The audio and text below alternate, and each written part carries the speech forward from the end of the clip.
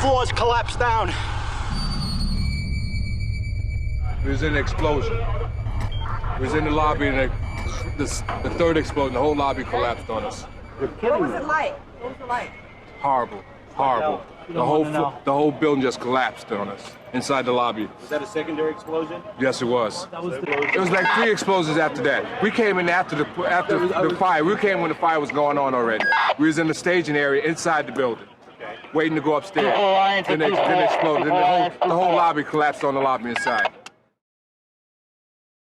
When the first of the towers actually started falling down, I just said, this can't happen.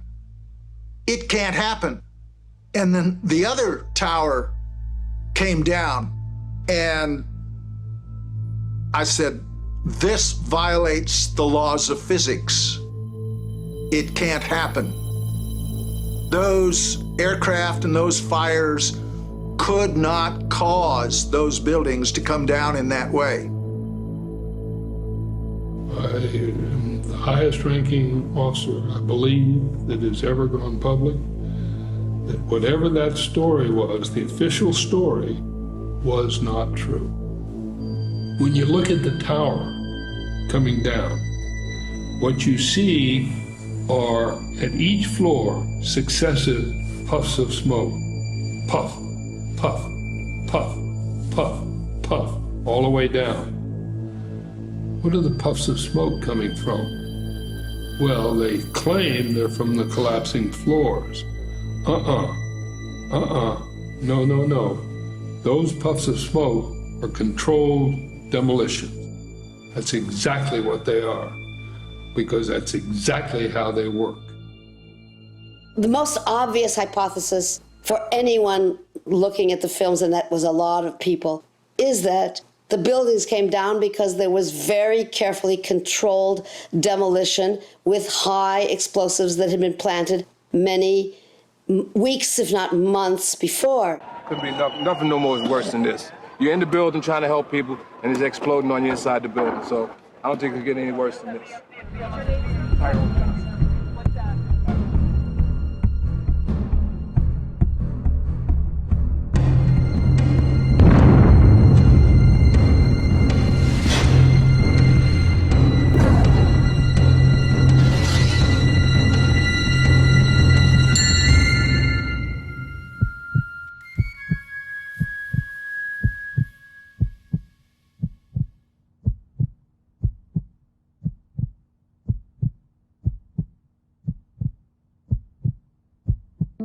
Looking anew at 9/11 is a lot like watching a great movie that at the end you find out a detail that transforms the whole experience of the movie.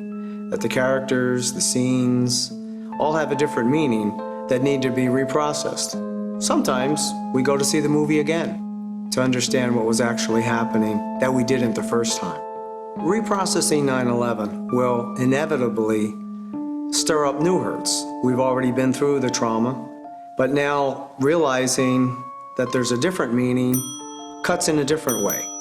And we have to be willing to endure those pains, those hurts, and those fears that are required there. And in some way, we have to relive 9/11 anew. I think we can all relate to the initial shock and awe of the planes approaching the World Trade Center, going into them. We were terrified. We thought the country was under attack. And then we were given an explanation within 24 to 48 hours that this was forces from the Mideast, 19 Arabs. And that flashbulb memory, that traumatic event has stayed with us ever since. It's been called shock and awe in another context with Iraq. But there was a shock and awe, definitely, in that case. And the media theory says that the first story is the one that sticks with you. September 11, the world experienced a shock, and especially the American people. And then we got disoriented in a state of what is called cognitive dissonance, where we had two different ideas that did not go together. For example, in America, we thought we were safe, and yet now we were not. where were those military airplanes that are supposed to protect us? We saw the airplanes flying into the towers and then the towers collapsing. The explanation was somewhere it was a structural failure. Then later on, we heard from architects and engineers that it was not possible. It did not follow the principle of physical laws. People continue to be either oblivious to the fact that this information exists or completely resistant to looking at this information. So the question becomes why? Why is it that people have so much trouble hearing this information? Now, as we know, the horrors of what happened on 9/11 were televised all over the world, and they were televised, in fact, live, so that millions of people witnessed that, and millions of Americans witnessed what was happening. We witnessed the deaths of almost 3,000 of our fellow Americans. We know this had a very severe and traumatic impact on a majority of the population. I myself cried for weeks after September 11th. So I think it's safe to say that collectively as a nation, because of what happened on September 11th, we experienced trauma. Specifically, if we thought the world was a safe place after we've experienced or witnessed a trauma, we often think the world is not a very safe place anymore. And so it very much changes our beliefs about the world. It changes our ability to trust other people and to trust other entities.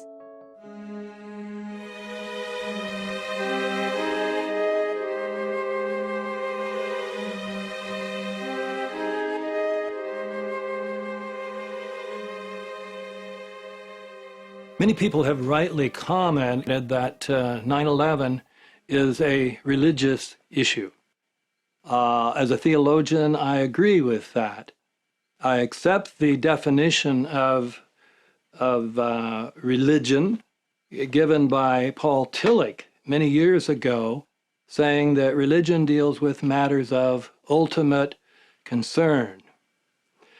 Now, theologian John Cobb has stated that starting in the 15th and 16th century, we had a major shift in the understanding of religious concern. That prior to that time, people were Christians or Jews or some other religion, and that was their primary identity. That was their ultimate concern. But it shifted in the 15th century to nationalism. And nationalism in various countries became the new religion. This is certainly true in the United States, where Americanism trumps Christianity for many Christians. I gave a lecture a few years ago called 9/11 and Nationalist Faith. And in that, I argued that even though people who are Christians or Jews, and then if they're Christians, some particular type of Christianity, like the Presbyterian Church or the Methodist Church or the Catholic Church, they actually tend to subordinate that to their concern for America, for their devotion to America. I was interviewed by one of the well-known talk show hosts on television, and they came to the home and interviewed me, and it was going very well from my point of view, but the talk show hosts got very upset and finally just blurted out, "That's blasphemy." It is wrong, blasphemous, and sinful for you to suggest, imply, or help other people come to the conclusion that the U.S. government killed 3,000 of its own citizens because... And blasphemy is a religious issue. And he was treating Bush and Cheney as if they were religious figures, as if, frankly, they were members of the Holy Trinity. And so that was another great revelation to me, that for many people, their devotion to the country or even the political representatives of the country are more important and of religious importance than claims about what really happened on 9/11. So I think people need to think seriously through their own religious commitment, whether they're Christians or Jews or Muslims or Hindus or Buddhists. Think about what it is they are truly most ultimately concerned about. And if that is God, then they would say, truth is the most important thing. So I need to be open to the possible truth of the 9/11 truth movement, even if that is very threatening to me and to my commitment to my nation. A lens through which to understand the resistance that we all have against hearing information that contradicts our worldview or information about the official story of 9/11 is what social psychologists call cognitive dissonance. For example, with 9/11, we have one cognition, which is the official story of 9/11, what our government told us, what our media repeated to us over and over, that 19 Muslims attacked us. On the other hand, we have what scientists, researchers, architects, engineers are now beginning to tell us, which is that there is evidence that shows that the official story cannot be true, that 9/11 was most likely a false flag operation. So now we've lost our sense of security. We are starting to feel vulnerable. Now we're confused. Now we have a choice, and we all have this choice. And what some of us will tend to do is deny the evidence that's coming our way and stick to the original story, the official story, and to try to regain our equilibrium in that way. Another thing we can do is decide to look at the conflicting evidence and be sincere and be open-minded and look at both sides of the issue and then make up our own mind about what reality is. One thing I would like people to know is that you don't need to be an engineer or an architect to see what happened to those buildings. I'm asked all the time, why should we not believe the experts and what they've told us? And I always answer with this simple story. One day when I was driving my truck down the road, my truck quit suddenly. And as I was waiting for the tow truck to come, I thought to myself, well, don't just sit here like a stool pigeon. Get out of your truck, open the hood, and look underneath the hood for anything that's obviously broken. And I did that, and I checked everything. I checked the oil, I checked the oil temperature, I looked for, fan belt broken, anything, obvious things. Nothing was wrong. But when the mechanic called me and told me that I needed a new engine because it had overheated, and because it had dropped its oil and overheated, I knew he was lying. Because I had opened the hood and looked for myself and thought for myself. And it turned out it was just a cam sensor, and I was able to fix it myself. I was able to get the part on eBay and stick it on and watch a YouTube on how to fix it and stick it on and drive away. But the comparison is this. Unless you're willing, we all have to be willing to look at the videos of the buildings coming down. You have to be willing to look for the obvious evidence. The symmetry is the smoking gun. Those buildings could not have fallen in perfectly level. It's as if you take a level with a bubble in the center and watch those buildings come down, and that bubble will stay centered the whole way down. And that cannot happen with an airplane hitting one side of the building. It cannot happen that when you have asymmetric damage, you will get a perfectly symmetrical collapse. And all you need to do is look at the videos and see that. Then you have to be willing to trust what you saw and call out the lie. This is an orange. If you were told it was something else, you wouldn't believe it, would you? This is called visual identification based on experience. This building is about to be destroyed in what is called a controlled demolition. Buildings do not do this spontaneously. Successful demolitions require that all structural support columns collapse at virtually the same time. If they don't, or if something else goes wrong, the result will look something like this. This is World Trade Center 7 just before it collapsed on September the 11th, 2001. It had not been hit by an aircraft. It had been damaged by falling debris and minor fires. But by 5:20 p.m. the fires were still not a threat. Although the building was 47 stories high, it doesn't fall sideways, nor collapse unevenly. For this to have happened, all of the building's vertical supports must have given way at almost exactly the same time. Yet the Federal Emergency Management Agency reported that the collapse was due primarily to fire.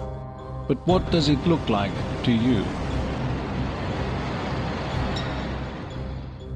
The National Institute of Standards and Technology still rules out a controlled demolition. Some 3,000 members of the families who were lost on 9/11 have been trying for years to get justice through our system for the losses that they have suffered. At virtually every step of the judicial process, when the United States government was called upon to take a position, it has been a position adverse to the interest of United States citizens seeking justice. This is a very important issue. It may seem stale to some, but it is as current as the headlines that we will read today. It is an issue that goes to the core of the United States contract with its people, that it is highly improbable that the 19 people could have acted alone. Yet the official position of the United States government has been that they did act alone, and that there is no necessity for further inquiry into the question of whether there was a support network. President Lincoln had a policy throughout the war that every message that came into the government, specifically into the State Department, was a matter of public record on a daily basis. His feeling was that if the support of the American people were going to be maintained in a war which was increasingly bloody, many loss of lives and loss of treasure, that it took the confidence of the American people that their government was conducting itself in an appropriate manner, and that the key to that confidence was disclosure. I wish we applied the Lincoln-esque standard to what happened in 9/11.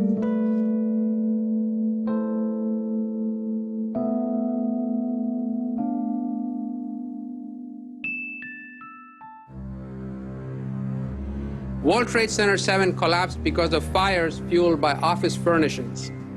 It did not collapse from explosives or from fuel oil fires. Alternative theories are really, none of them have been found to be credible in terms of why these buildings collapsed. Neither NIST or FEMA followed standard protocol for fire and explosion investigations, or just fire investigations for that matter. National Fire Protection Association Guide number 921 calls for saving the evidence and being prepared to justify why you wouldn't. It also calls for testing for accelerants and explosives when high-order damage is involved. NIST did not do this. In an office fire, you cannot generate enough heat to melt steel. And yet we have evidence of molten iron in the microspheres, in the rubble pile, and the metal pouring out of the side of the tower. We have found no evidence of that would suggest any kind of an explosive material that caused the buildings to collapse. I'm wondering, did you do any explosive residue testing on any item out of the building just to lay these ideas to rest? Answer to that is no, we did not do it. So the preconceived notion of NIST is that there's no evidence for explosives, and so there's no point in looking. That is the most unscientific thing that you can possibly think of, not to look because you don't expect to find evidence. And in fact, the evidence is overwhelming. I claim they're not doing science at all. They're doing propaganda or publicity or whatever they're doing, but it's not science. It's not playing by the rules of science.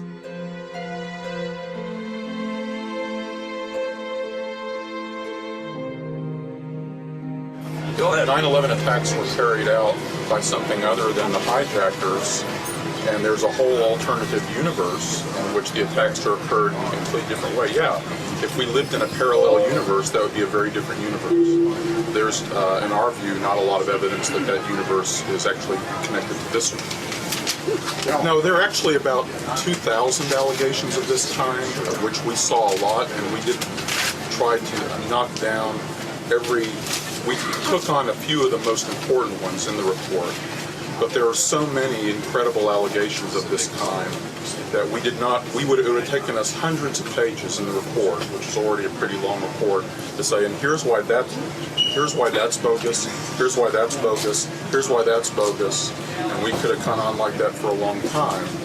But we didn't do that because then what would have happened is you couldn't have sustained the narrative and the kind of report we wanted to provide.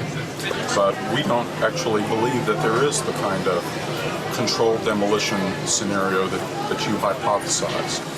We don't find any persuasive affirmative evidence that that scenario actually is true. 6.5 seconds it dropped in 6.5 seconds. How do you account for that when it wasn't hit by a plane?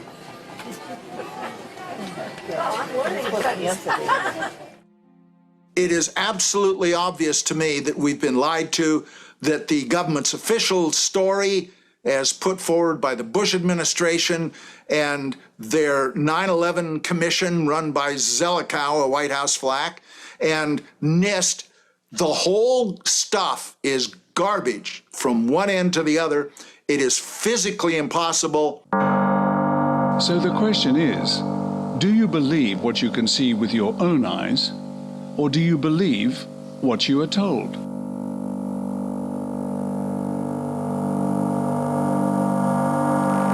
People differ in their ability to question authority.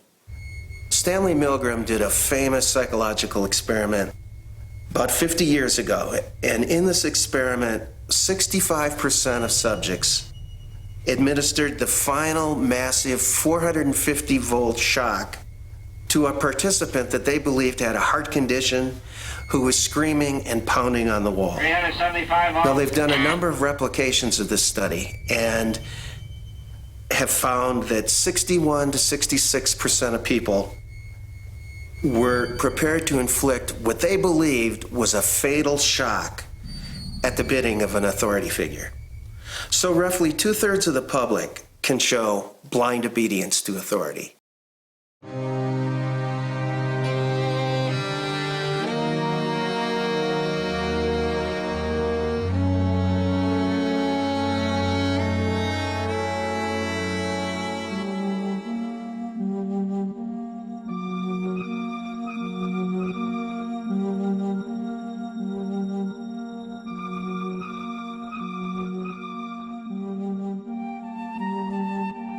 In the councils of government, we must guard against the acquisition of unwarranted influence, whether sought or unsought, by the military-industrial complex. The potential for the disastrous rise of misplaced power exists and will persist. We must never let the weight of this combination endanger our liberties or democratic processes. We should take nothing for granted. Only an alert and knowledgeable citizenry can compel the proper meshing of the huge industrial and military machinery of defense with our peaceful methods and goals.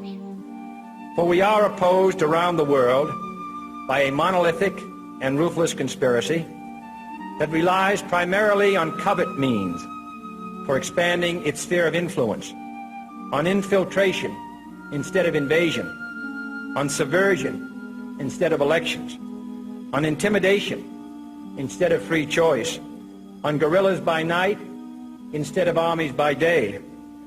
It is a system which has conscripted vast human and material resources into the building of a tightly knit, highly efficient machine that combines military, diplomatic, intelligence, economic, scientific, and political operations.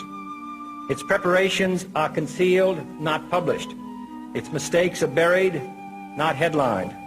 Its dissenters are silenced, not praised. 3 shots were fired at President Kennedy's motorcade in downtown Dallas. I can't honestly say that I've ever been completely relieved of the fact that there might have been international connections. You mean you still feel that there might have been? Well, I have not completely discounted. We have before us the opportunity to forge for ourselves and for future generations a new world order. When we are successful, and we will be, we have a real chance at this new world order. What is at stake is more than one small country. It is a big idea, a new world order. Now we can see a new world coming into view. A world in which there is the very real prospect of a new world order. What happened in 9/11 is we didn't have a strategy, we didn't have bipartisan agreement, we didn't have American understanding of it, and we had instead a policy coup in this country. A coup, a policy coup. Some hard-nosed people took over the direction of American policy, and they never bothered to inform the rest of us. I went downstairs, I was leaving the Pentagon, and an officer from the Joint Staff called me into his office and said, I want you to know, he said, sir, we're going to attack Iraq. And I said, why? He said, we don't know. He said, I said, well, did they tie Saddam to 9/11? He said, no. He said, but I guess they don't know what to do about terrorism, and so they think, but they can attack states, and they want to look strong, and so I guess they think if they take down a state, it will intimidate the terrorists. And, you know, it's like that old saying, he said, if the only tool you have is a hammer, then every problem has to be a nail. And then I came back to the Pentagon about 6 weeks later. I saw the same officer. I said, why haven't we attacked Iraq? We still going to attack Iraq? He said, oh, sir, he says, it's worse than that. He said, he pulled up a piece of paper off his desk. He said, I just got this memo from the Secretary of Defense's office that says we're going to attack and destroy the governments in 7 countries in 5 years. We're going to start with Iraq, and then we're going to move to Syria, Lebanon, Libya, Somalia, Sudan, and Iran. Now, did anybody ever tell you that?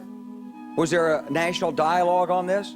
Did senators and congressmen stand up and denounce this plan? Was there a full-fledged American debate on it? Absolutely not. And there still isn't. Wolfowitz and Cheney and Rumsfeld, and you could name a half dozen other collaborators from the Project for a New American Century. They wanted us to destabilize the Middle East, turn it upside down, make it under our control. They told us why they had to do it. They said, we need to occupy Iraq permanently in order to dominate Iran, Syria, Saudi Arabia, and the southern Russian republics around the Caspian Sea. We need to control the entire Middle East and all its oil. This war in Iraq has nothing to do with national security or freedom or democracy or human rights or protecting our allies or weapons of mass destruction or defeating terrorism or disarming Iraq. It has to do with money, it has to do with oil, and it has to do with raw imperial power. What I found to be very helpful in understanding our current situation are names. Names can help us get our mind around certain concepts. For example, the term false flag operation. A false flag operation is usually a violent act perpetrated by one's own government or group and scapegoating another group of people for the purpose of convincing the population to go to war abroad and to restrict liberties at home. When we do some research into false flag operations, we find that they are probably government's most dependable way of getting support for war. In naval warfare, a false flag refers to an attack where a vessel flies a flag other than their true battle flag before engaging their enemy. It is a trick designed to deceive the enemy about the true nature and origin of an attack. In the democratic era, where governments require at least a plausible pretext before sending their nation to war, it has been adapted as a psychological warfare tactic to deceive a government's own population into believing that an enemy nation has attacked them. In 1931, Japan was looking for a pretext to invade Manchuria. On September 18th of that year, a lieutenant in the Imperial Japanese Army detonated a small amount of TNT along a Japanese-owned railway in the Manchurian city of Mukden. The act was blamed on Chinese dissidents and used to justify the occupation of Manchuria just 6 months later. When the deception was later exposed, Japan was diplomatically shunned and forced to withdraw from the League of Nations. In 1962, the U.S. Joint Chiefs of Staff authored a document called Operation Northwoods, calling for the U.S. government to stage a series of fake attacks, including the shooting down of military or civilian U.S. aircraft, the destruction of a U.S. ship, sniper attacks in Washington, and other atrocities, to blame on the Cubans as an excuse for launching an invasion. In August 1964, the USS Maddox, a U.S. destroyer on patrol in the Gulf of Tonkin, believed it had come under attack from North Vietnamese Navy torpedo boats, engaging in evasive action and returning fire. The incident led to the Gulf of Tonkin resolution, authorizing President Johnson to begin open warfare in Vietnam. It was later admitted that no attack had occurred, and in 2005 it was revealed that the NSA had manipulated their information to make it look like an attack had taken place. Johnson said, "We may have to escalate. I'm not going to do it without congressional authority." And he put forward a resolution, the language of which gave complete authority to the president to take the nation to war. The Tonkin Gulf Resolution. And events afterwards showed that our judgment that we'd been attacked that day was wrong. It didn't happen. In 2001, attacks in New York and Washington were blamed on Al-Qaeda as a pretext for invading Afghanistan. These are but a few of the hundreds of such incidents that have been staged over the centuries to blame political enemies for attacks that they did not commit. The tactic remains in common use today, and will continue to be employed as long as populations still blindly believe whatever their governments tell them about the origins of spectacular terror incidents.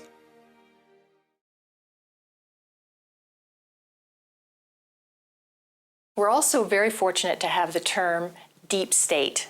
This term was coined by Professor Peter Dale Scott. The public state is the one we're taught about in school, and it's true as far as it goes, but all over the world, particularly since World War II, but even before, public states have little escape hatches for when they want to do something illegal.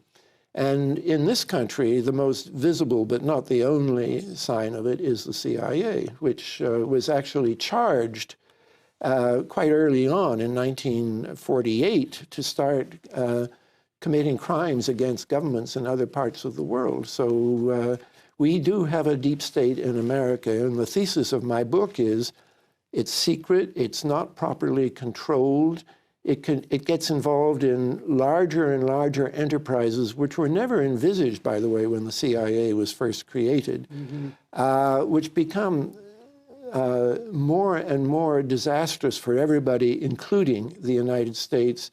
And the balance between the public state and the deep state has been shifting more and more towards the deep state because there are checks and balances on the public state and nothing that works by way of checks and balances with the CIA and DIA and the Drug Enforcement Administration, the various components of the deep state. And we have more recently been given another phrase, state crimes against democracy, or SCADS, S-C-A-D-S. The social scientist, through the very prominent and well-regarded journal, the American Behavioral Scientist, devoted their entire February 2010 issue to this study of state crimes against democracy. What these social scientists are telling us is that they are seeing patterns. They are seeing patterns for many state crimes against democracy. They have looked at the John F. Kennedy assassination, the Martin Luther King assassination, the Bobby Kennedy assassination, the Iran-Contra conspiracy, the Watergate conspiracy. And what they're seeing is that there are patterns, and they're telling us that as social scientists, they need to study these patterns, how these events took place, who benefited from them. I remember getting a call from the fire department commander telling me that they were not sure they were going to be able to contain the fire. And I said, you know, we've had such terrible loss of life. Maybe the smartest thing to do is pull it. And they made that decision to pull, and then we watched the building collapse. What were the resulting policy changes? They need to study these criminal patterns by the deep state, just as they would study any other social issue.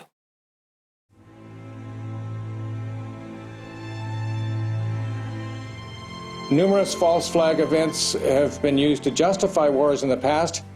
Possibly the Iraq and Afghanistan wars can be connected to a false flag event in this case. That would fit into the psychologist's explanation. Somebody generated a new Pearl Harbor, and that was used to turn public opinion into the support of war. A number of senior congressional figures are calling this America's Pearl Harbor. Is this comparable to an attack on Pearl Harbor? This is an act of war. When they compare this to Pearl Harbor, I don't think they're wrong. Senator Dodd earlier today compared this to the equivalent of the bombing of Pearl Harbor. In my youth, the Gulf of Tonkin has been exposed as the false flag non-incident, which was used to get Congress to vote to go into Vietnam. If you look into the history of other wars, in almost every case, you find public opinion was manipulated to get us into the war, and this may be no exception. So rather than be afraid of the possibility that we were manipulated into a perception that we'd been attacked, perhaps we should summon the courage to allow experts to weigh in and have a public process to get out the truth. So that's why I have joined the 9/11 Truth Movement, to allow the light of day to shine on a traumatic event and hope that out of that can come a national healing.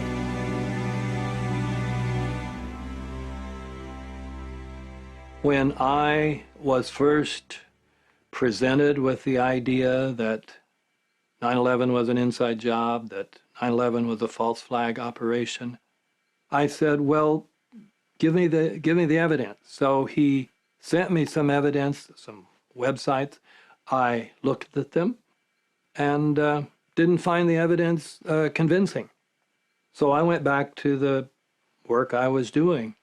6 months later, somebody else sent me information.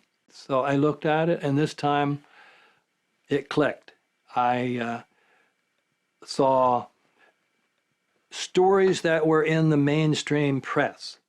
New York Times, nothing in the left-wing press, nothing unusual, only mainstream press stories.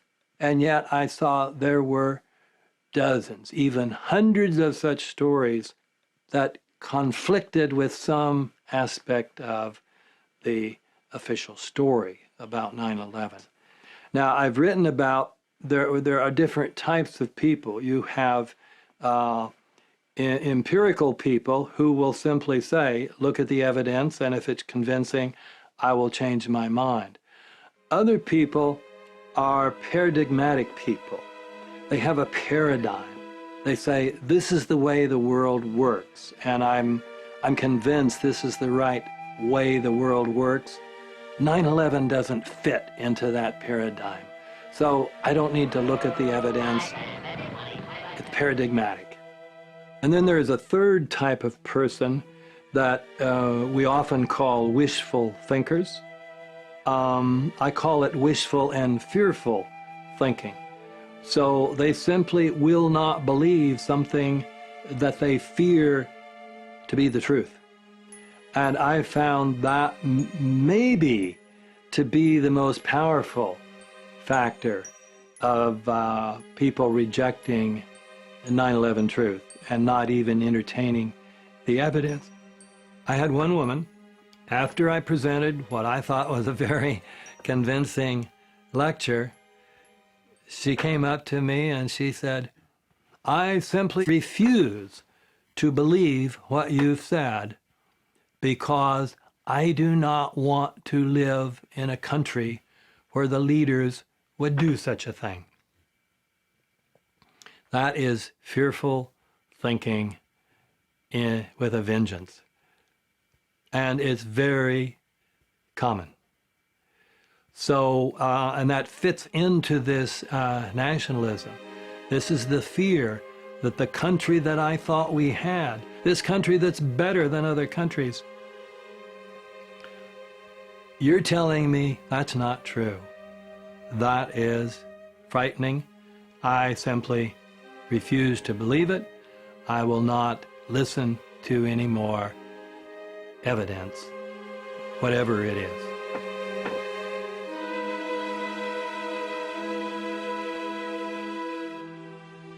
Now, I've noticed as I've spoken with people about 9/11 that I get some very interesting, spontaneous reactions from people.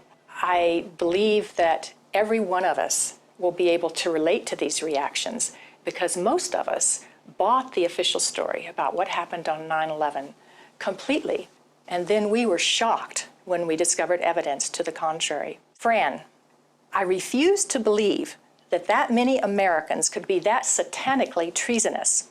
Someone would have talked. Now, this reaction is very interesting because it contains two assumptions. Number one, that if 9/11 is a false flag operation orchestrated by elements within our government, that it would have required a large number of people to have pulled it off. The second assumption is that somebody would have had a conscience and would have talked. But these are beliefs. They are not scientific facts. But these beliefs do keep us from looking at the empirical evidence. Whenever we say, I refuse to believe, we can be sure that the evidence that's coming our way is not bearable and that it's conflicting with our worldview much too much.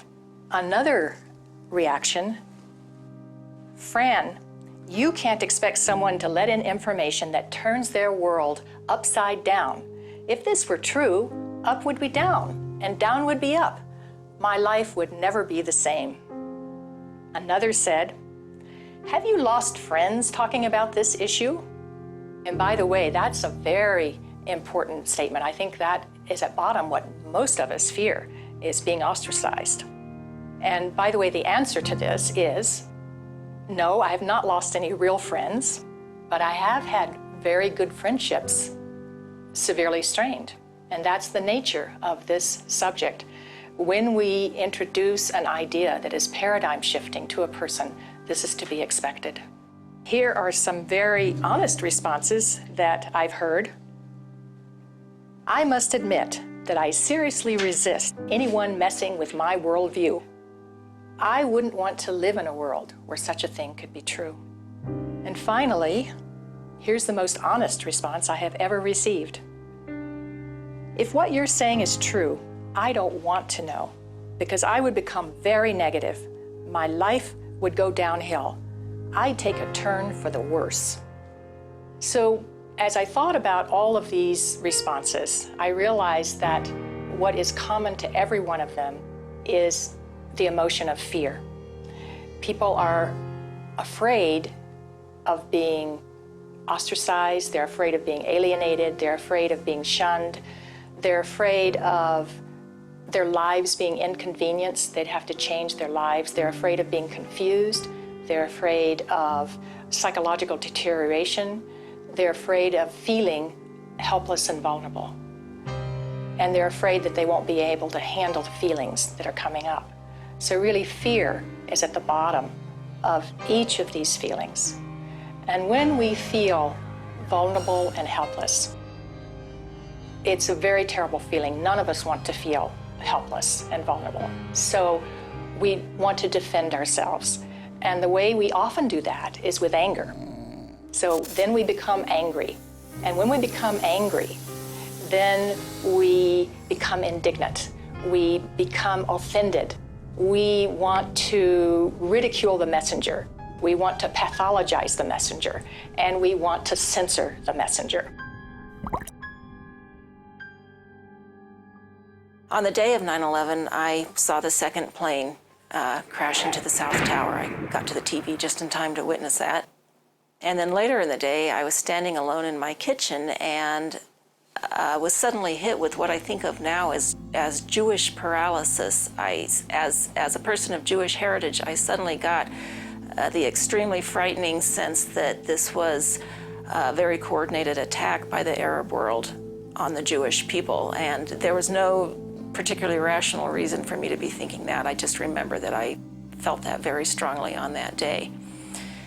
After 9/11, we seemed to talk about nothing else at our office and with my friends. And I remember in a reevaluation counseling session just crying my heart out as I thought about the children who were orphaned on that day and thinking about the people who were forced to jump out of the towers and, you know, the terror they must have felt. And I couldn't get my head around how people could have been so mean, so hostile to do that, knowing how it would affect people. What's critical here is that acts of terrorism and political terrorism are also considered traumatic events. And there's what's different about trauma versus daily stress or situational stress are a few things. First of all, there is a perceived or real threat to bodily harm or life. There's also a feeling of being completely helpless and overwhelmed by a force beyond the individual's control. Another characteristic is that resistance or escape is not possible. So these are the characteristics of traumatic stress. Now, what's very interesting about that is about trauma is that actually witnessing a traumatic event can have the same psychological impact as actually being in the event. Well, fear is kind of the beginning of everything. Goering at Nuremberg gave an interview off the record, and somebody, a bright journalist, just said, how on earth did you pull it off, you Nazis, to get the Germans, who were a civilized people for several hundred years, to turn into the bloody Huns and go to war, create concentration camps? And Goering said, well, no sensible man is ever going to join your army and risk getting killed unless there's a strong reason. And that's fear. And we knew how to create it. The Bolsheviks are coming, or whichever enemy of the weak it was. The Poles are coming, the Czechs are killing the Sudeten Germans, and they'll try and kill you too. Well, just look what's been done now in the name of freedom and liberty. The fear is constant, and it's just, for instance, every child of 9 outside the United States knows that Saddam Hussein had nothing to do with al-Qaeda and nothing to do with Osama bin Laden. As a matter of fact, the two men despised each other. Every day for months, one day it'd be the vice president, the next day it'd be the president. We got to take care of evil all over the world, bring them back dead or alive. Now, if the people hear that from what they assume is their president, elected president, they're bound to believe it's bound to, there's some residue that stays in people's heads. They can't keep lying all that much. And so with terror, they have been able to come up with the USA Patriot Act, which nobody seems to be able to get their hands on. I can't find it, which shreds our civil liberties. And we're now at war with just about everybody. We're talking about possible strikes against Iran, North Korea, Syria. We have gone barbarous. We have gone back 2,000 to 3,000 years in human history to almost pre-Roman times. And the rationale among themselves is we got to have that oil. Well, the money we spend on a war, we could develop an alternative to fossil fuels. It's not all that, it's not that far away in the future. But we don't. We prefer the wars.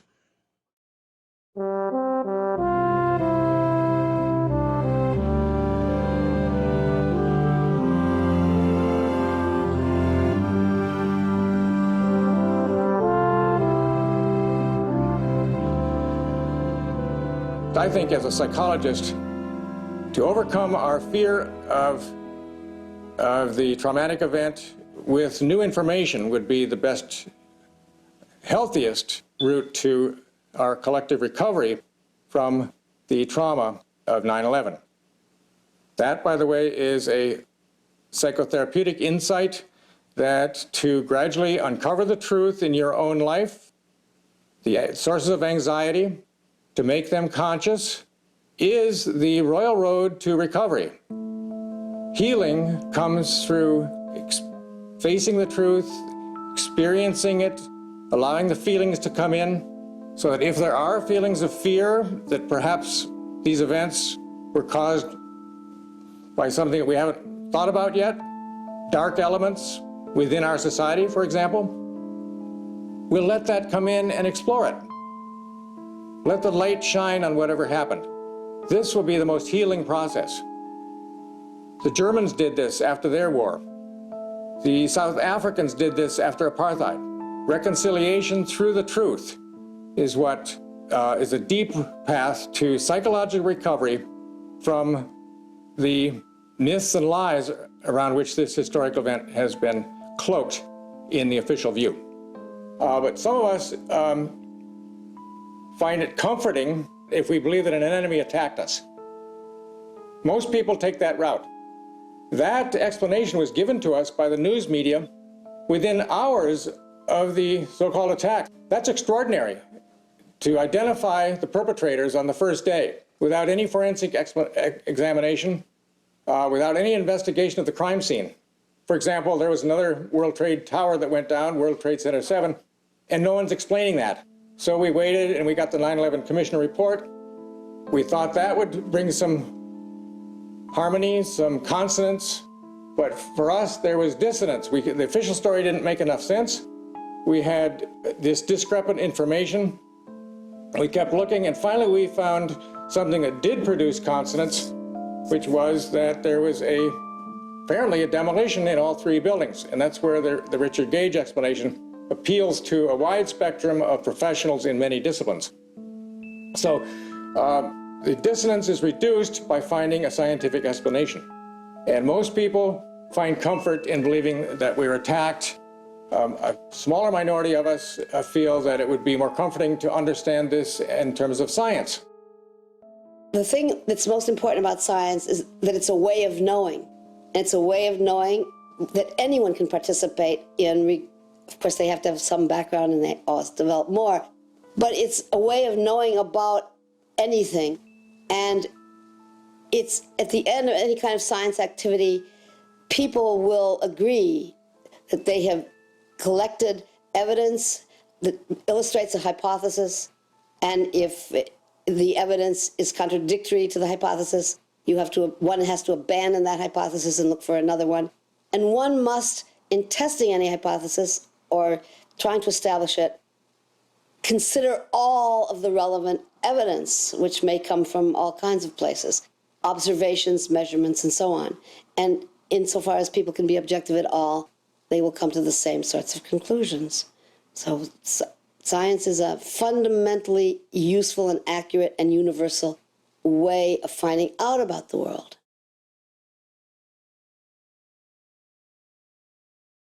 NIST received $20 million of taxpayers' money to determine why and how World Trade Center 1 and World Trade Center 2 collapsed following the initial impacts of the aircraft, and to this day they have not done so. This is why Architects and Engineers has kept pressing NIST, asking them to publish their data in regards to the potential energy released during the downwards movement of the upper stories and the absorptive capacity of the intact structure below the collapsed zone. Structural engineers do this every day. This is not rocket science. You have the known weight of this building mass.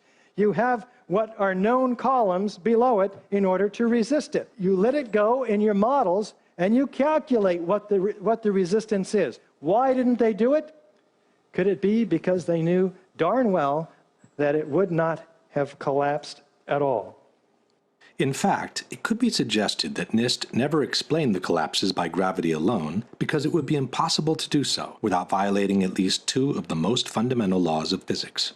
One is Newton's third law of motion, which states that for every action there is an equal and opposite reaction. This means that two opposing forces will neutralize each other. In a head-on collision, the two cars absorb each other's kinetic energy and transform it into physical deformation or damage. After that, the system comes to a rest, as there is no more energy to be dissipated. The top section, pushing on the bottom section, it's going to meet equal forces as it goes. Both sections are going to be demolished at the same rate. So by the time you've crushed up 15 stories below it, the top 15 stories are also going to be crushed. And so there's nothing left now to crush the rest of the building. Something of this kind is what we should have seen when the top section of the towers collapsed onto the lower one. The upper and lower sections should have mutually destroyed each other until all the energy is dissipated and the system comes to a rest. Alternatively, as shown in this experiment with two towers made of snow, the top section could have fallen off to the side after the initial collapse. What could not have happened is this. A little tiny chunk of the building can't possibly fall and crush the entire structure below it. This is such a simple, fundamental concept that architects and engineers were astonished in seeing it totally ignored by NIST. This is high school physics. And our whole society is being led to believe that these fundamental laws of physics, hard science, don't apply anymore. But even if we assume that the top section of the tower had enough potential energy to destroy the rest of the structure below, it could not have done so at the speed it did, which was near freefall speed. That would have violated an even more important principle in physics, known as the law of momentum conservation. This law states that the total energy within an isolated system must always remain the same. As we have seen, the energy can be transformed within the system, from motion to physical deformation.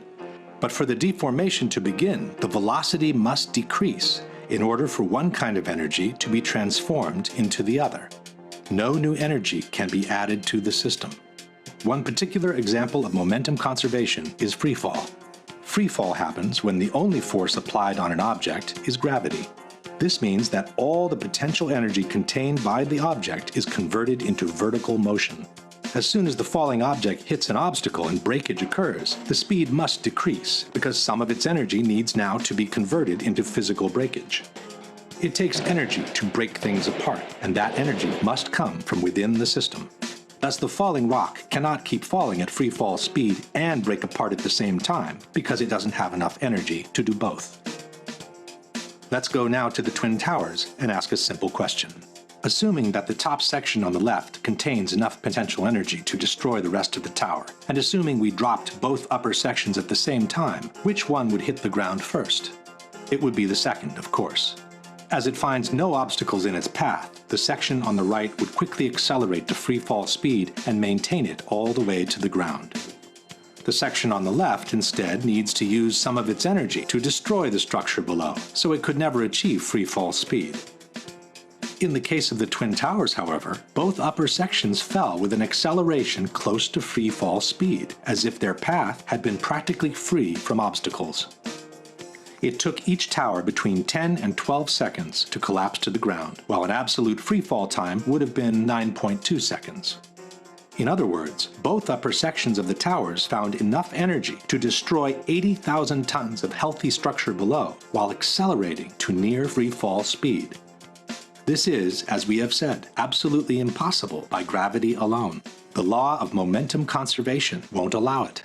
A building cannot do free fall with a huge steel structural system in place to support it. The Twin Towers could not have come straight down through the resistance of 80,000 tons of structural steel at the speed of practically free fall. That just would not happen. If in fact it actually hit and made an impact, it was effectively crushing anything, pushing hard on this core structure below it, the core structure is going to push back equally hard. And that's what's going to cause the top section of the building to slow down. As energy is drained away from the system to deform those members, it would slow down the descending mass and cause a descent at less than free fall speed. There is only one way for those buildings to have collapsed at the speed they did. The buildings fall at a speed which can only occur if the structure has been removed, the vertical structure. The same Shyam Sunder from NIST has acknowledged that free fall can only be achieved with the absence of a structure below. Free fall time would be an object that has no structural components below it. But what could have removed the supporting structure below, since the falling section didn't have any extra energy to do so? The fact that it's coming down at free fall says all of the energy is being used to just make it go straight down, which means it's coming down through itself and not breaking up the building as it goes. Something else has to be clearing the way. There is only one known way to allow that kind of acceleration while removing the supporting structure. A building cannot do free fall without it being blown up. That's the only way it could come down at free fall. The only way that a building can accelerate as it collapses is by having pre-engineered, precisely timed, and precisely placed explosives. In other words, controlled demolition.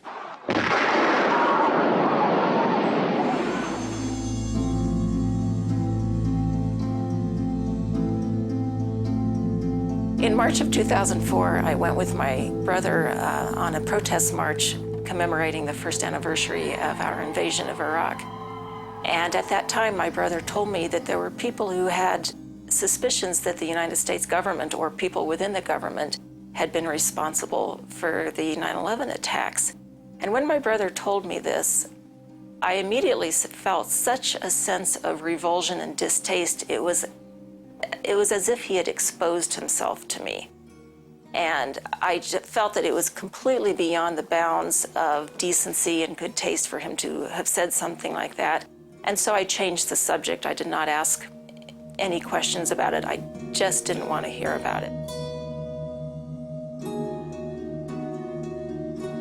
In May of 2006, my husband asked me to read a book review of two of Professor David Ray Griffin's books about 9/11.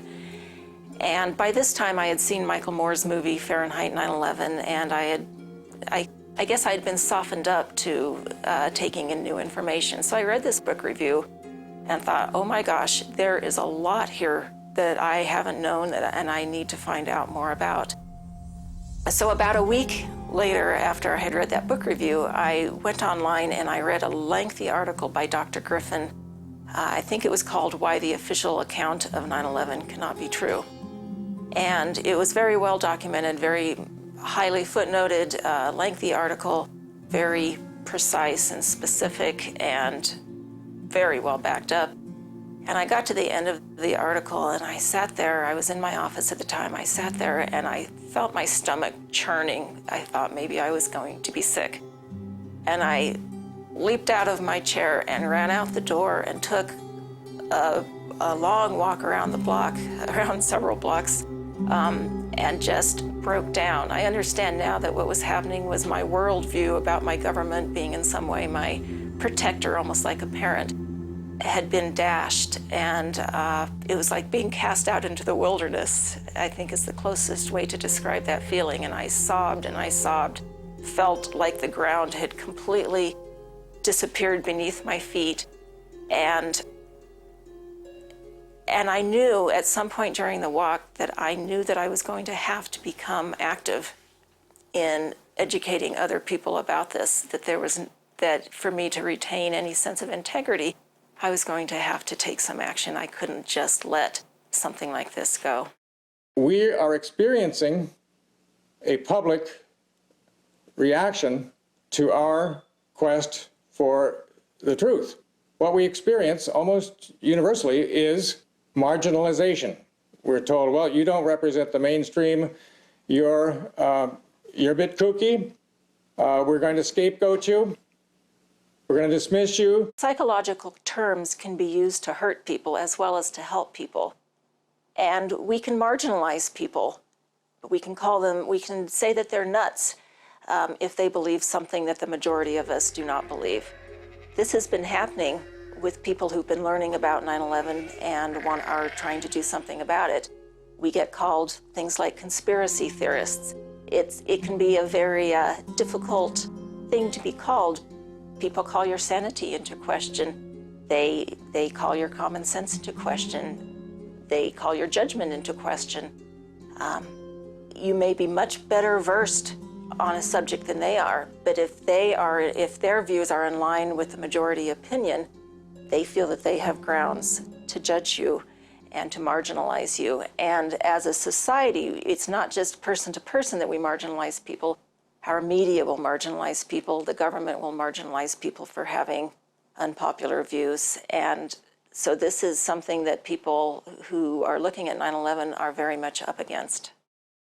Another thing that happens is that we human beings tend to have a need for closure. And simply not knowing is uncomfortable. We're taught that, we're supposed to know, and we don't want to appear stupid, and we want to have an opinion for everything. And so when there's this societal pressure to not only have an opinion, but to reach closure about something, and then once we have come to our opinion, whatever that is, it can be very difficult to challenge it. And then something that goes on with people is this phenomenon of scapegoating. And scapegoating goes back to the ritual back in the Old Testament when the rabbis would recite the sins of the people over in the heads of goats and then send them out to the desert, where presumably they would be attacked or killed or whatever. But it was a ritualistic way of transferring the guilt or the blame of the people onto these goats, who are then called, of course, scapegoats. And when something bad happens, or something, especially something that's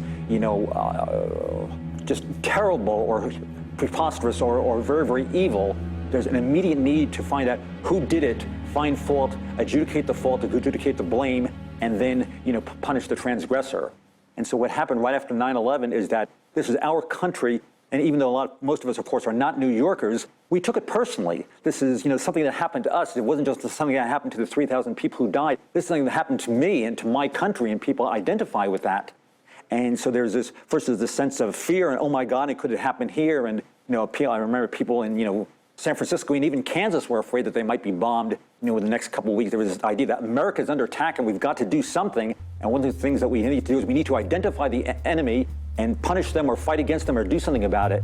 And so there was a scapegoating of Osama bin Laden first, and Arabs and terrorists, and later, and then we got into this whole thing on the war on terrorism. And so once this connection with an identified scapegoat has been made, and he becomes a channel for our, fear and anger and even fury and hostility, then that becomes difficult to dislodge, and people become comfortable in knowing that we have found the enemy, we have found the problem, and we are doing something about it.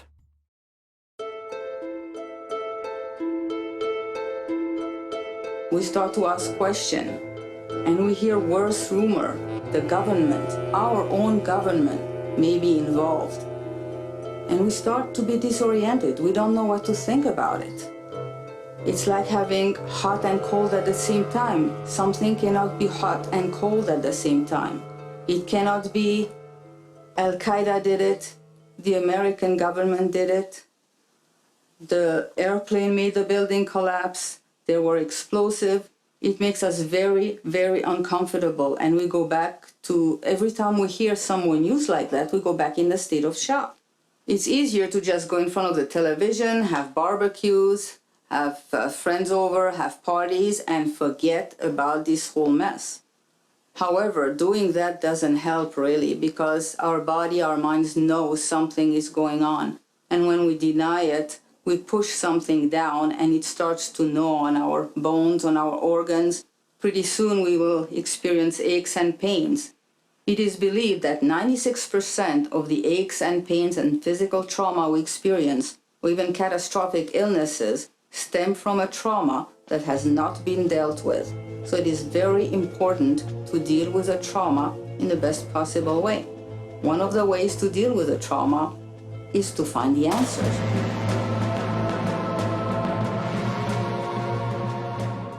A lot of people have been wondering why there has been this massive level of denial of people around the incidents surrounding 9/11.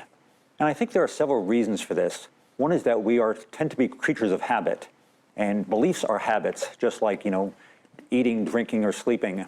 And we tend to believe and then become attached to and even identify with our personal beliefs, and then we'll defend them if they're challenged in any way. There's a wonderful quotation from the American humorist Will Durant, where he once said that it's not what we know that gets us in trouble, it's what we think we know that ain't so. One of our most cherished beliefs is the belief in American goodness. We've been taught since the time we were little kids that America is the leader of the free world, that this is the land of the free and the home of the brave. We wave the flag. And I remember, when growing up watching Superman, at the end of every episode, they would talk about, the fight for truth, justice, and the American way. This is something that all of us is very close to in our hearts. Metropolitan newspaper fights a never-ending battle for truth, justice, and the American way. So when any information comes up that might challenge this belief in American goodness, a lot of people experience this phenomenon of cognitive dissonance and simply cannot deal with it and tend to either deny it or push it away. And for some people, they just do not even want to go there, just because it's too uncomfortable.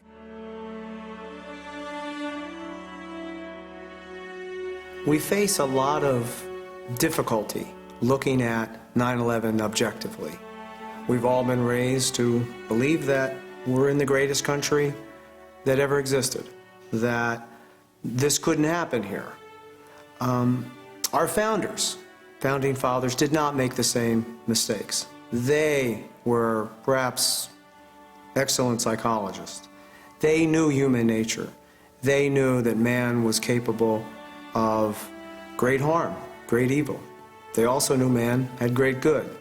They knew that they could create a system based upon values: liberty, democracy, freedom from cruel and unusual punishment. They never made the mistake of trusting individuals or individual systems. They knew, with a healthy skepticism, that people and power would always seek to undermine democracy. 9/11 Truth challenges some of our most fundamental beliefs about our government and about our country. We are indoctrinated from an early age to believe that America is good and that we are exceptional. We are the shining beacon in the darkness, a voice for freedom and justice. This patriotic indoctrination is carried out by schools, the military, churches, the media, and other institutions. It's repeatedly hammered home throughout our lives, over and over and over again. No wonder Americans go into denial at the suggestion that our government committed a crime against its own people. Many people respond to these truths in a very deep way. Some have a visceral reaction like they've been punched in the stomach.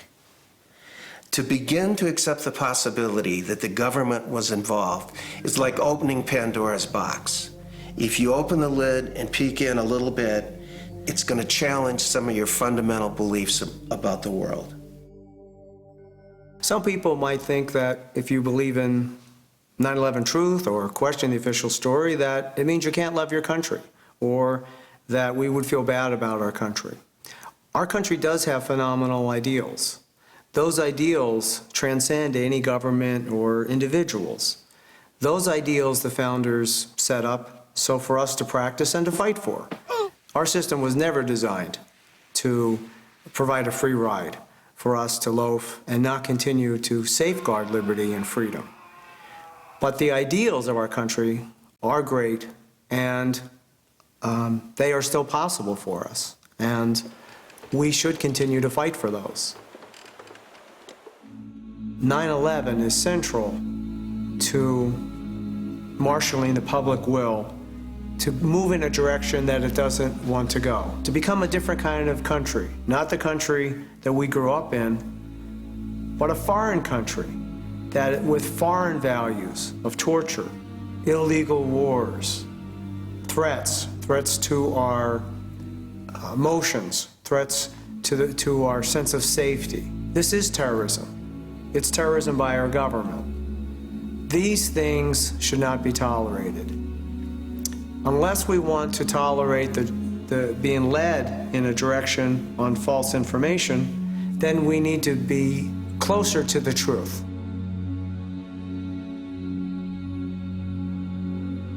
I thought that it was a matter of real concern that planted stories intended to serve a national purpose abroad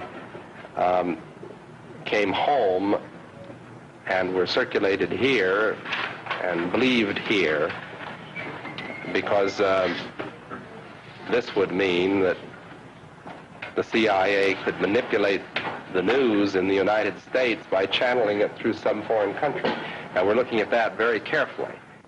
Do you have any people being paid by the CIA who are contributing to a major circulation American journal? We do have people who submit pieces to American journals. Do you have any people paid by the CIA who are working for television networks? This, I think, gets into the kind of getting into the details, Mr. Chairman, that I'd like to get into in executive session.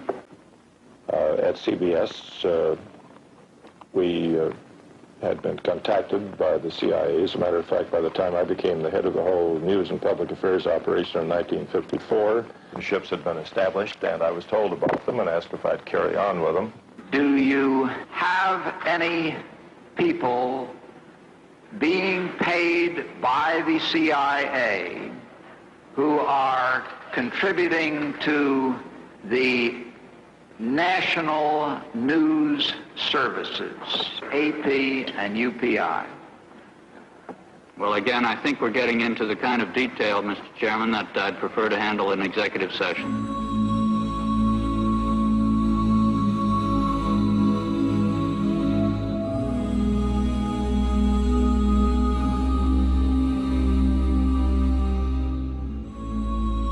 The media seems to function as the prime enabler of the 9/11 events. That you can almost see the media as a kind of a national mind or a global mind. That it's hard to think outside of what we see on television and the newspapers. And if they're presenting repeatedly one version, they are very convincing. And so the media is part of the problem. And if we knew the media better, we would have known this before 9/11. So when the media told us who it was and didn't question, we would have questioned the media. But it's another part of our system that we have not faced, is that our media really does not serve the people the way that we think it does. It does serve government, it serves business interests, and it is blocked out like a mine guard against the 9/11 truth, the truth of what happened. So if we're waiting for people in the media to come forward, it's probably not going to be happening. The Catholic Church has had a terrible crisis with priests that abused young children sexually. And it was hard for anyone to believe that this could happen.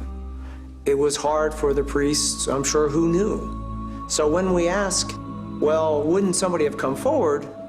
I don't know that there were any or many priests that came forward and confronted the Catholic Church on the sexual abuse. These were good men. Many good men had to have known and stayed silent and allowed this to go on, allowed it to be covered up. To paraphrase Upton Sinclair, it's hard to get a man to understand something that his livelihood depends on him not understanding. Likewise, it's hard to get a man to disbelieve something that his livelihood depends on him believing. And so we have multiple portrayals in this situation with people with power, with knowledge, some of whom like to kid themselves, some of them protect themselves from the knowledge. Most of them are scared. And so we need to know that the people that are approached about 9/11 truth are scared too. They may get angry, but this is very disturbing.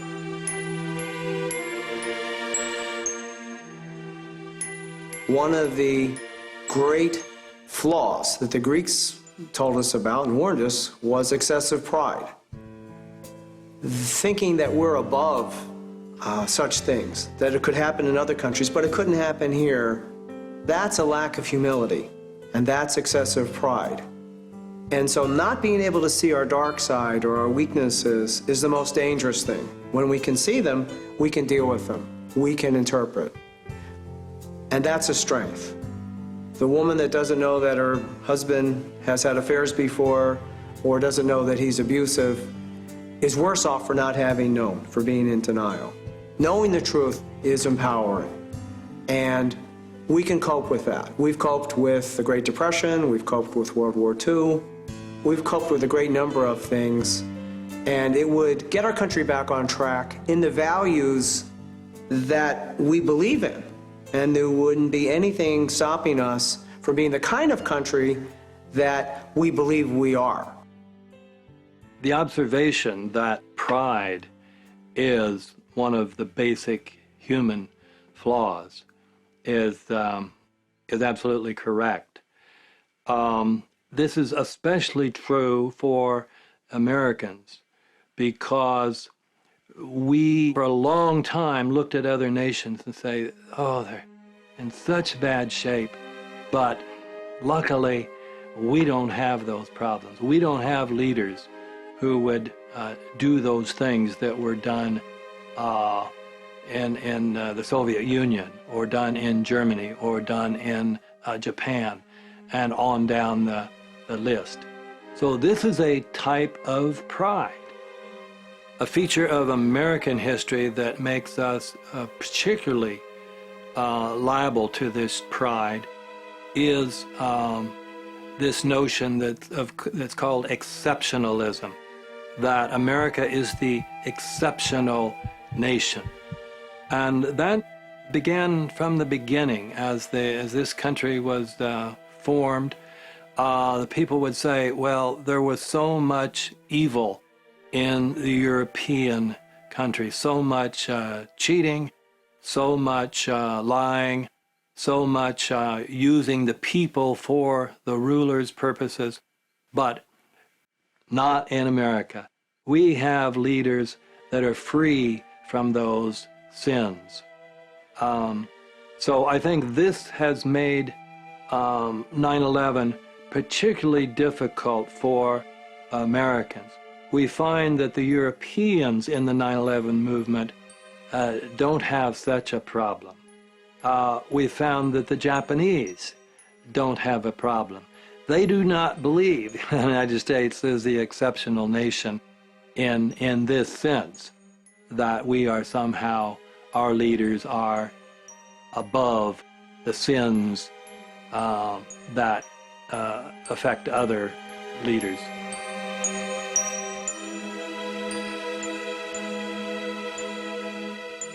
Now, most people are very convinced that we're going the wrong direction. The polls show that. We have a terrible debt. We didn't move out of it the way that we should have because the people who were in charge did not have that as the primary priority, that is, to help the ordinary people. We also see that the Constitution has been gutted. We're doing many things that prior to 9/11 were inconceivable, that we would just accuse someone of a crime and put them in prison indefinitely without a trial. And this has happened to many people, including many Americans. We have this, what's called extraordinary rendition, where people have been taken out of the United States or some other country and taken to a third country where they will be tortured. We know there has been an enormous amount of torture. No one has been brought to trial for that. So we are now, as many commentators are saying, we are now living in a post-legal society. We're living in an unlawful society where is it lawful? That question no longer counts. What happened with the killing of bin Laden? Most commentators say it was murder. No one will be punished for that. In fact, the president's poll ratings will go up, have gone up.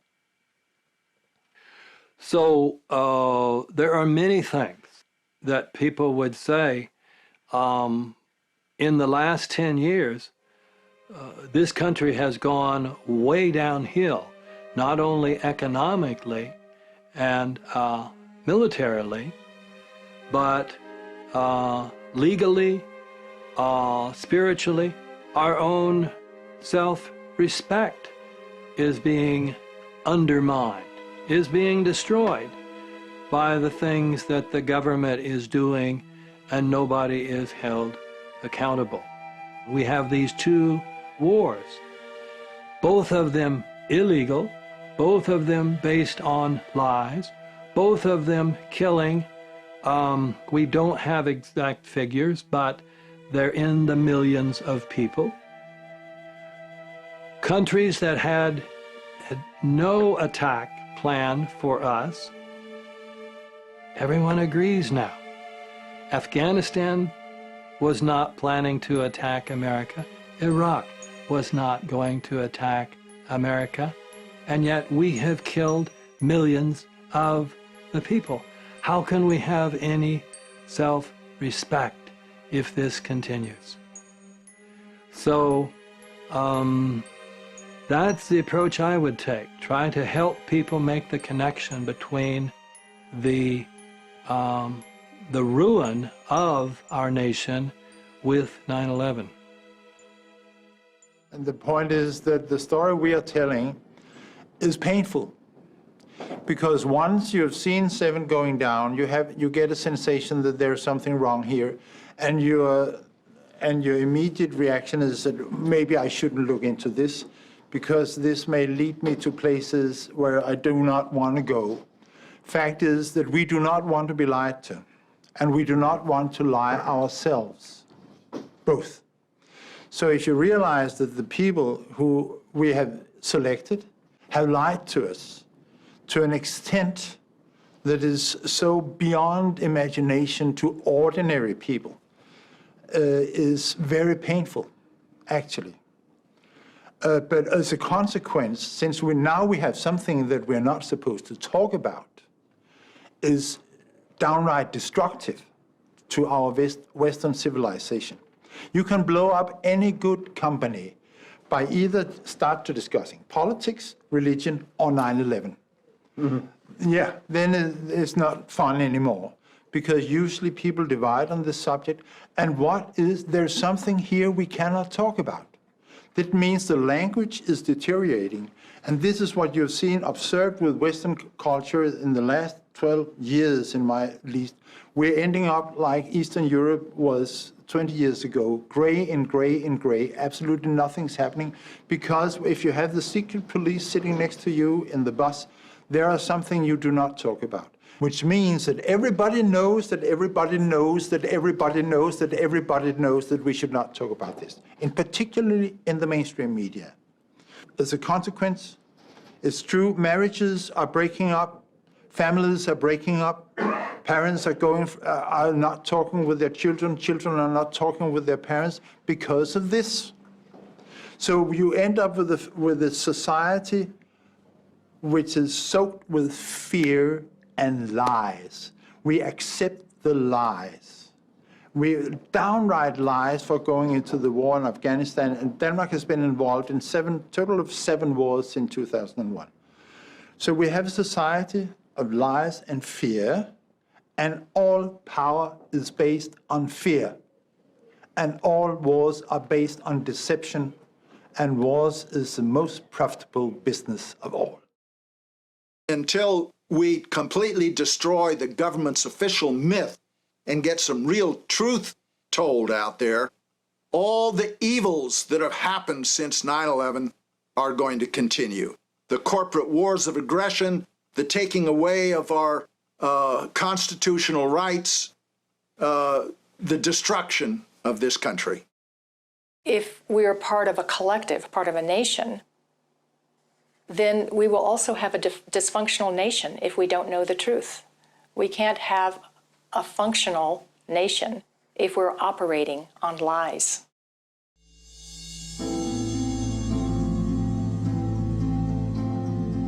I've come across a song by a performer named Weird Al Yankovic, which sort of sums up what I was feeling, what I've heard other people talk about when they had to deal with the 9/11 information. And the lyrics go, everything you know is wrong, black is white, up is down, and short is long, and everything you thought was so important doesn't matter. That was what it was like. It was like a very sudden shift in my priorities and what I thought I needed to be doing with my life, in just how I regarded the entire world and how I regarded the people in it. If we can think of our worldview as being sort of our mental and emotional home, on the day that I learned that 9/11 was probably an inside job, it was the day I lost that home and was sort of cast out into the wilderness, an extremely uncomfortable feeling. And when I've tried to talk with people in the past few years about 9/11, I see that sort of discomfort come up with them many times, where to the point where they will, I think all of us will do just about anything to defend our homes, to defend our families. And so I see that with people, and I saw that with myself when my brother tried to talk with me about it, of don't mess with me, don't mess with my home, don't mess with my comfort with how things are. So that was very difficult. When 9/11 happened, a lot of things were taken away. Lives were lost, fears were instilled, hatreds were stirred up. Those are some of the most intimate parts of one's psyche, what makes one human. More was taken away from us than those lives, as tragic as they were. Our right to form objective opinions, our right to have our own feelings about objective reality was taken away. We were psychologically abused on September 11th, and since. The psychological abuse has continued. We need to stop the psychological abuse and manipulation of the American people. If we don't, then we are participating in it. None of us were trained to look at the possibility that the government could do this. There was no class in graduate school about government operations as such. We were never taught to entertain the possibility, even though we now know these things have been going on for a very long time. 9/11 and facing the truth about it is important to the soul of America. And the values that have come from the official story corrupt us emotionally, mentally and spiritually. We don't deserve to be corrupted. Later on, as I researched and integrated more of the information, I also had to come to terms with the very uncomfortable feeling of being a dupe, of being a sucker, of believing what the government told me without checking it out for myself first. I consider myself to be a well-educated, mature adult, and to realize that I had just absorbed the government story lock, stock, and barrel without really questioning it. It was very humbling. It was not fun. It really made me question my own intelligence and my own integrity for having jumped so quickly on the bandwagon in a way that was very harmful and racist towards people in the Middle East. So I spent actually a very lonely summer with every night insomnia, nightmares,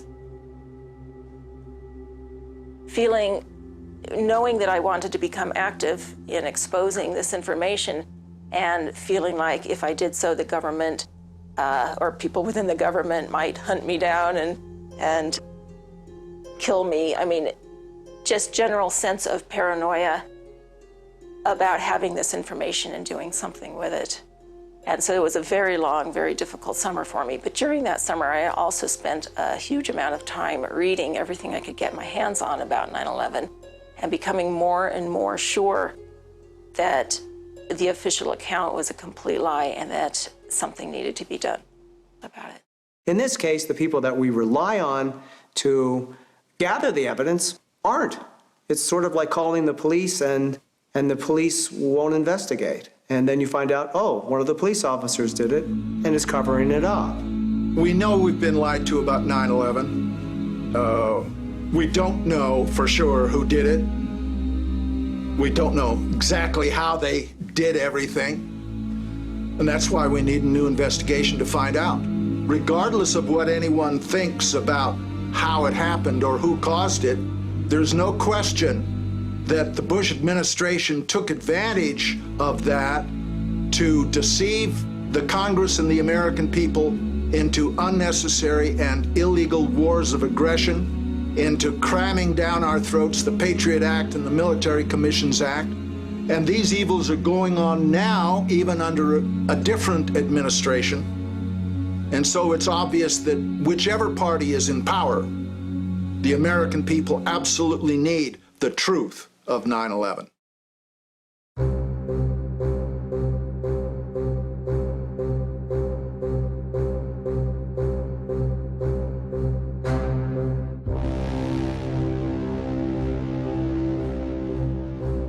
If we don't want greater deceptions, if we don't want more war based on these deceptions, then we need to know the truth.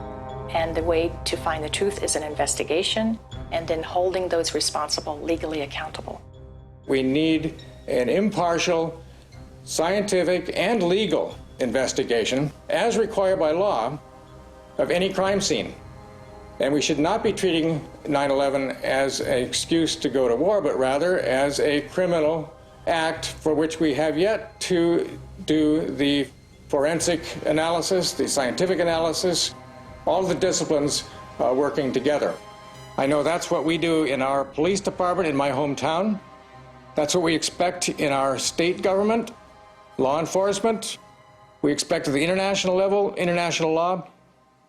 I think that by putting science together with the law, we will have a psychological healing around the impossible cognition that has been produced on that day. Never forget that this country is based on only one thing: due process of law. And that just has stayed with me ever since. And the other day, when they got rid of habeas corpus, which took some doing, but it was done after 700 years, we lost it. And I kept thinking of my grandfather, and I could hear his voice in my head. Due process of law. Without that, we are nothing. The cycle we're going through right now is the same cycle as victims of domestic violence are going through. We feel helpless. We feel hopeless. We need answers. We need to get out of this control zone that we are in. And I think it's of utmost importance to have a thorough investigation by neutral professional to give a serious answer, both from the scientific and the legal point of view.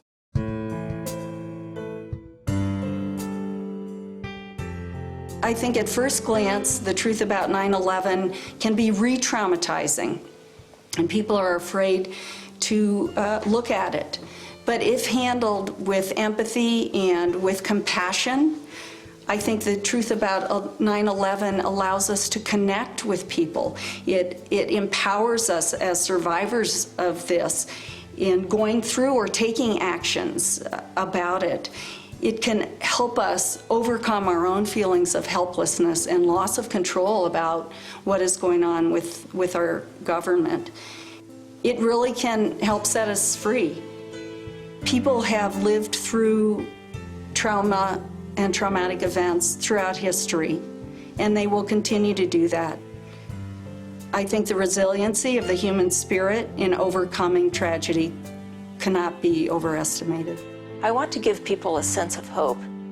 Eventually, I was able to realize that 9/11 presents an opportunity for us to find our sense of integrity again, to find our sense of courage, our sense of optimism, that now that we know a little bit more about how things actually work, how wars are actually created by governments, how governments get people to go to war, we have an opportunity now, a wonderful opportunity, which fills me with great joy, to do something about it, to find a way to stop this from occurring again. There will always be people who cannot accept the truths of 9/11, even if the perpetrators publicly confessed. But for most people, the truth can be accessed. The 9/11 Truth Movement is changing our country one person at a time. One of the leaders of the 9/11 Truth Movement has said something that I sort of hold close to my heart. It kind of keeps me going when things get rough. There is no greater joy than coming together with people of conscience and standing up together for what's right.